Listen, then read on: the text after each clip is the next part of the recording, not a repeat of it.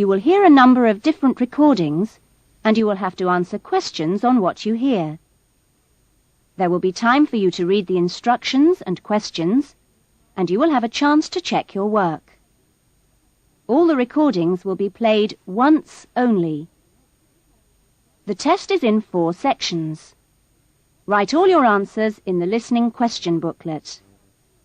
At the end of the test, you will be given 10 minutes to transfer your answers to an answer sheet. Now turn to Section 1. Section 1. Louise wants to join a video library. You will hear a conversation between Louise and the owner of the video library. First, you have some time to look at questions 1 to 5.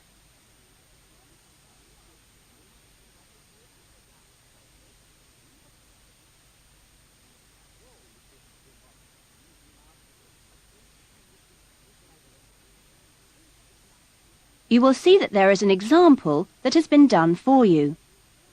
On this occasion only, the conversation relating to this will be played first. Oh, hello. I'd like to join the video library. OK, would you like to fill in the application form now?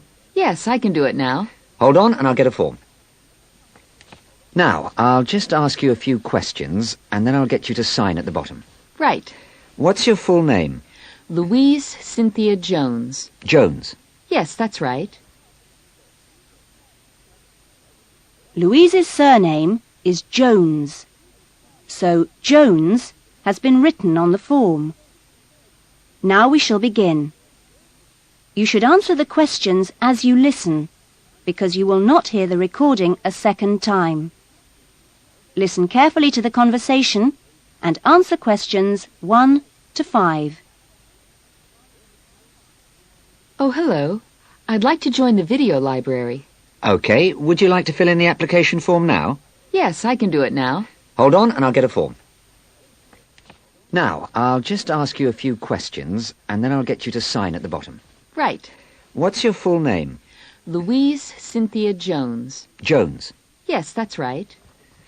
OK, and what's your address? Apartment 1, 72 Black Street, Highbridge. Black Street. That's just round the corner, isn't it? Yes. OK, so the postcode is 2085, right? Yes, 2085. And your telephone number. I need both home and work. Home is 9835-6712, and work is 9456-1309. Do you need any ID or anything like that? Yes, we need your driver's license number. That is, if you have one. Yes, I know it off by heart. It's an easy one. 2020BD. Do you need to see it? Yes, I'm afraid I do. Here. Right, thanks. And could you tell me your date of birth, please? 25 July, 1977. That's the most important part out of the way, but could I just ask you a few questions for a survey we're conducting? Okay. Before the conversation continues, you have some time to look at questions 6 to 10.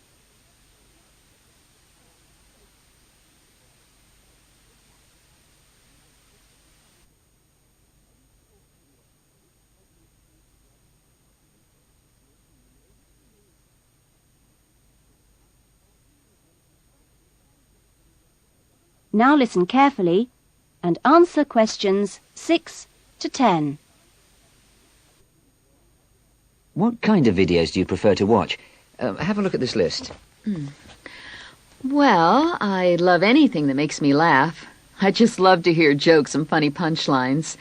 I'm not very keen on westerns, although my father likes them. But I'm a real softie, so anything with a bit of a love story is good for me. It doesn't matter how old. Not musicals, though. They're too much. Anything else? I'm completely taken by documentaries of the great outdoors. You know the sort. Animals, plants, and faraway places. I saw a wonderful one on dolphins last week. It was amazing. Now, I think that's all from me, except I need you to sign here on the line. Here's a pen. Oh, and I nearly forgot the membership fee. $25 refundable if you leave the library for any reason. There you are. And do I sign here? Yes, that's it. You can borrow videos now if you like, but your card won't be ready until next week. You can come and pick it up when you bring your first videos back.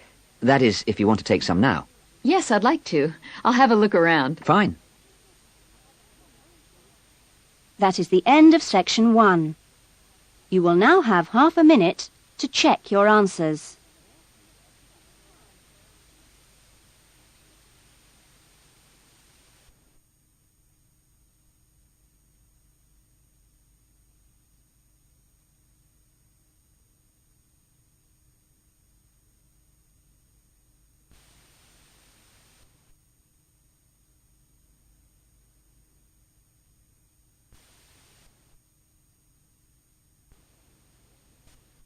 Now turn to section 2. Section 2. You will hear a radio interview about an expedition across the Atura Mountains. First, you have some time to look at questions 11 to 15.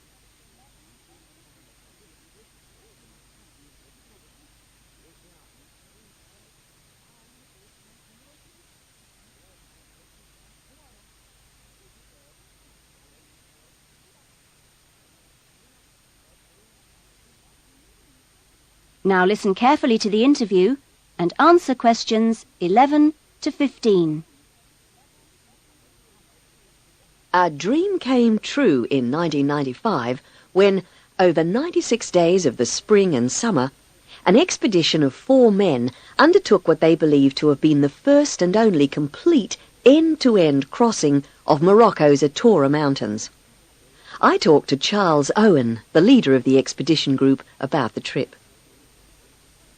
Charles, how much planning went on beforehand?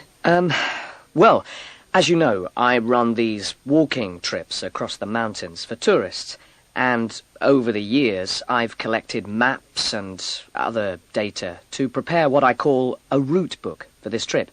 And this book basically shows the route across the mountains that we took. You actually broke records while you were out there, didn't you? Yes, it was 900 miles in total, and we managed to climb 32 peaks that were over 3,000 metres high, including Tube Karl, which is, of course, the highest in North Africa. Yeah. We weren't actually out to make a name for ourselves. It just happened, really. What was the weather like? Oh, it got us right from day one. And we were pretty taken aback, really, to find that it rained on quite a number of days. And so we were forced to start replanning our route almost from the outset. One of the obvious problems is the heavy snow which blocks the mountain passes. Right. So you have to make considerable detours. When we were on the way to Imilchil, for example, the snow forced us into a northern bypass, which was new to us. But anyway, either way, we would have been rewarded because, well, we fell upon amazing high meadows, huge gorges, and wonderful snow-capped mountains. Oh. The scenery was as fine as any we saw on the trip, and that was how it was every time. Having to take another pass was never a disappointment.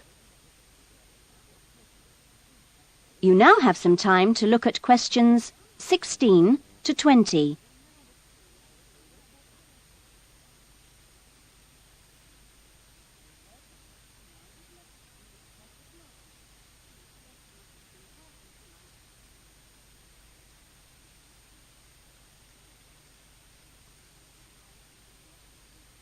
Now listen to the rest of the interview and answer questions 16 to 20. It was in many ways a social trip, wasn't it? Yes, yes. We'd arranged to meet up with friends at various points on the journey. I mean, this was actually one of the purposes of the trip. Right. And we managed to keep all these dates. Which, well, it's amazing, really, considering the detours we made. An old friend acted as a sort of transport organizer for everyone, and the Hotel Ali in Marrakesh was a good social base. I'd really recommend it, although I can't remember who runs it. Anyway, groups of friends actually joined us for 3-week stints, and others, some whom we hadn't met before the trip at all, tagged on for short bursts, people from the area who just came along for the ride. But outside the major visitor areas like Toubkal, we only met one other group of travellers like ourselves in the whole 96 days. Were there any bad moments? Well, we took 2, I must say, long-suffering donkeys with us to help transport water and tents and things. Yeah. I suppose if we were to do it all again, we'd probably hire donkeys along the way. Oh, right. Taza and Tamri, as we called them, after the last places in the trip, well, they made quite a unique journey between them. But it was continuously demanding for them. On both the really high summits, they took diversions that were quite out of character, and I can only assume that it must have been due to tiredness. Well, thank you. And Charles has put together a video about this journey and continues to lead groups to the Atora Mountains. So if you want further information... That is the end of section 2. You will now have half a minute to check your answers.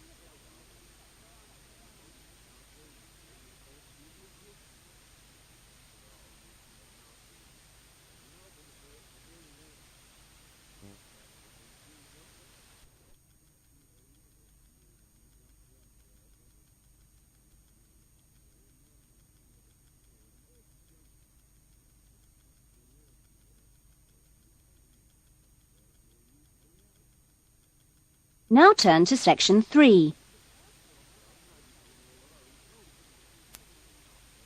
Section 3. You will hear 2 new students, Jane and Tim, talking about their university studies. First, you have some time to look at questions 21 to 25.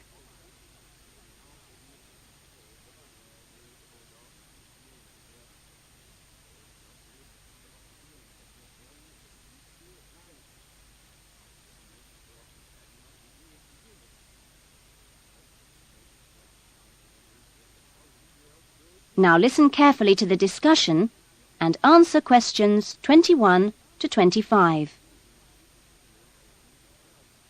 Hi, Tim. Jane, How are you? fine. I've been wondering when I'd run into you. Have you been here long? I arrived yesterday on Sunday. How about you? I got here a few days ago, on Saturday. No, wait a minute. What's today? Sorry, Friday, not Saturday. But we didn't have to be here till today. Yes, I know. But I wanted to get my things moved into my room and just take a look around. So, did you decide to do English in the end? No, I changed my mind and opted for history instead. Ah. And you're doing biology, if I remember correctly. Yes, although to start with, I couldn't decide between that and geography. How much reading have you got?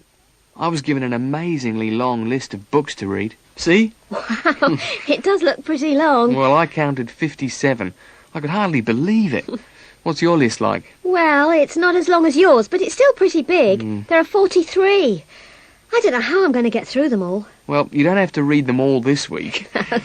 You just have to stay ahead of the lectures and seminars. Have you got your class schedule yet? Yep, it came with a reading list. When's your first lecture? Tuesday. How about you? The day after.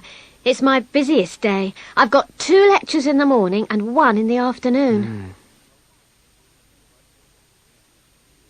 Before the discussion continues, you have some time to look at questions 26 to 30.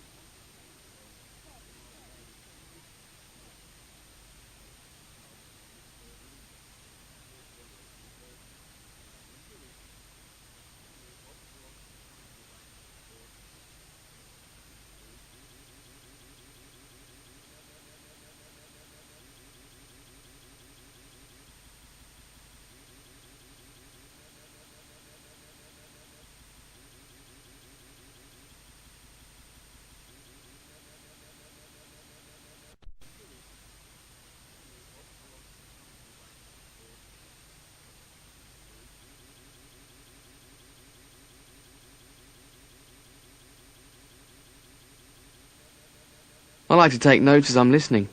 I usually find I get all the important points. Reading is different, of course.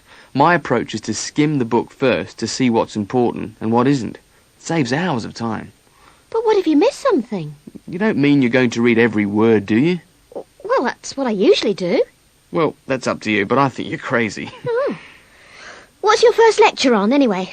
Oh, it's a lecture on the French Revolution. The French Revolution? How boring. Oh, it's not boring at all. It was an amazing period of history. It changed everything in Europe. So what's your first lecture about? It's about animal behaviour. It sounds really interesting. Look, I was on my way to the library. I'm going to get some of these books out and start reading for the first essay I've got to write. And what have you got to write about? Well, you'll never believe it. I think our professor must have a sense of humour. He's given us the title, Why Study History? That's a good one. When you find the answer, let me know. And I'm going to enjoy writing it. Have you been given any writing assignments yet? Yes, I've got to write about animal language. That sounds a challenge. I suppose you'll be off to the zoo to do field research. That is the end of section 3. You will now have half a minute to check your answers.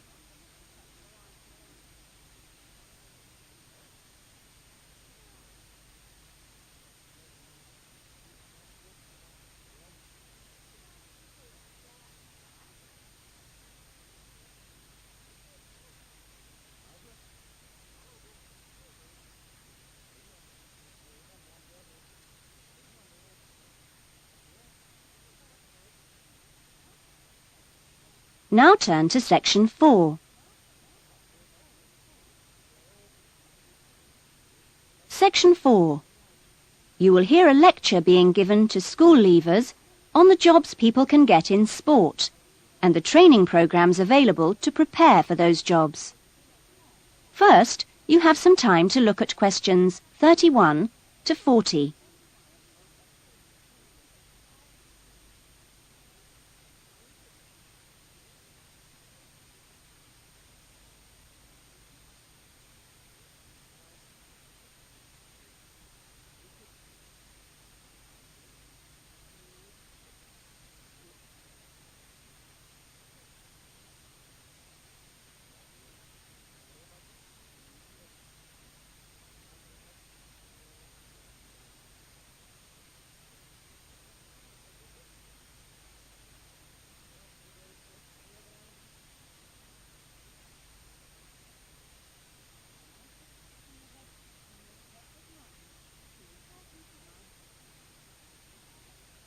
Now listen carefully to the lecture and answer questions 31 to 40. Welcome to Further Education Information Week. This is the Physical Education Faculty session, and I'm the head of the faculty. During the course of this morning, we hope to give you a clear idea of what we offer in our training programs, and we will look at the types of courses and the entry requirements, if any, for those courses. Some of these courses are open to school leavers, but for some, you need previous qualifications or relevant successful employment. So, firstly, the Physical Fitness Instructors course is offered as a 6-month certificate course, which includes an important component of personal fitness, but there are no specific entry requirements. For sports administrators, we provide a 4-month certificate course, but you should be aware that this is designed for those who are in employment. This employment must be current and related to sports administration. For the sports psychologist course, we offer a 1-year diploma course, but this diploma course is available only to those who already hold a degree in psychology. So you need to make sure you have that before you apply to do this course. Now, for physical education teachers, we offer a 4-year degree in education. This degree course is designed for preparing students to teach in primary and secondary schools and needs no prior qualifications, as it is entered directly by school leavers. And lastly, for the Recreation Officers course, we offer a 6-month certificate. Entry to this course normally includes applicants of a wide range of ages and experiences, but we do not insist on any prerequisites for this course. Remember that this is a vocational training institute. We train you so that you can take up a particular kind of job. So it is important that you know the main roles of the jobs, what the work is like, and what kind of qualities you need to succeed at them.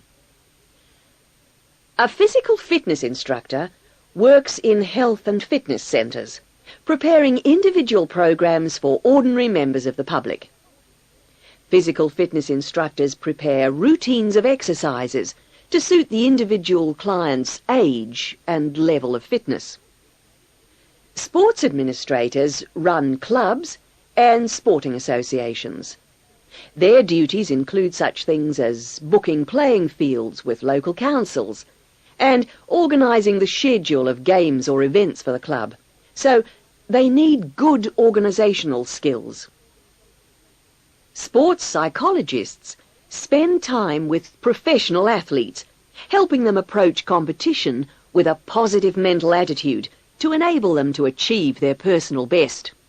They do this by improving motivation and concentration, or assisting with stress management.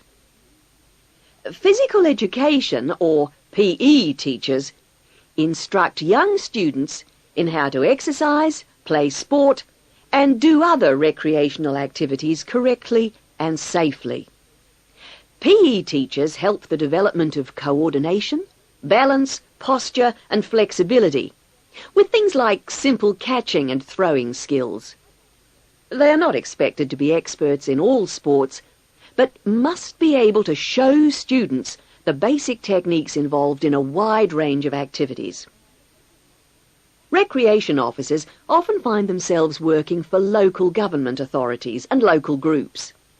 Their aim is to raise people's awareness of healthy lifestyles and improve general fitness through arranging recreational activities for groups of all ages, from the very young to the elderly. There are many other job opportunities which our graduates can look forward to. If you're interested in any of these, then I suggest... That is the end of section 4. You will now have half a minute to check your answers.